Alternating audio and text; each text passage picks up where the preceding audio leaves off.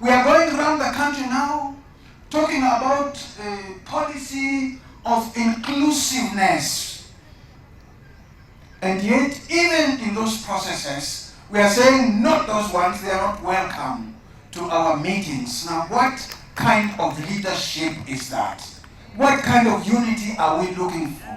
Tunaweza kutangaza kila siku ya kwamba tunatafuta umoja, tunatafuta kuwa na watu wengi wote katika kikundi chetu, lakini wengine tunawakanyagia katika njia zetu, wanyonge wasipate chochote.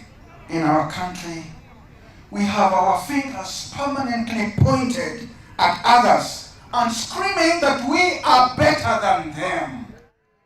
Sangine hata mabama yetu nasema, my village is better than